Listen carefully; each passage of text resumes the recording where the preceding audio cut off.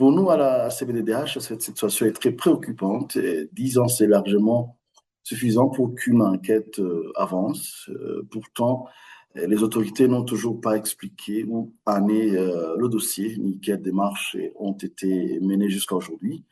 Et ce silence fait souffrir la famille de Jean Wigilimana, mais il donne aussi l'impression que cette affaire est laissée de côté.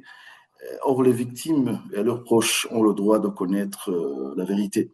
Ce qui est encore davantage inquiétant, c'est qu'il reste beaucoup de zones d'ombre. D'après plusieurs informations, Jean Guillemard a son rendez à un rendez-vous de travail lorsqu'il a été arrêté par des agents du Service national de renseignement.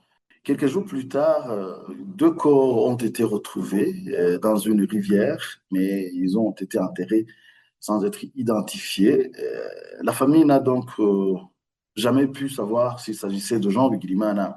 Il y a aussi d'autres éléments qui posent question, notamment la disparition d'un agent du renseignement qui aurait été en contact avec lui avant les faits. Ainsi, les menaces qui ont poussé sa famille à quitter le pays.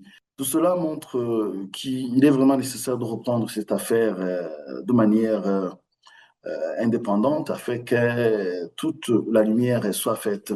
Au-delà du cas de Jean Wigilimana, justement, cette affaire concerne tous les journalistes burundais parce que lorsque un journaliste disparaît et que 10 ans plus tard, personne ne sait ce qui s'est passé, cela crée la peur, premièrement, et beaucoup peuvent hésiter à faire leur travail librement. Et c'est aussi la liberté de la presse qui est touchée. Et c'est pourquoi nous demandons aux autorités burundaises de montrer qu'elles veulent réellement rendre justice.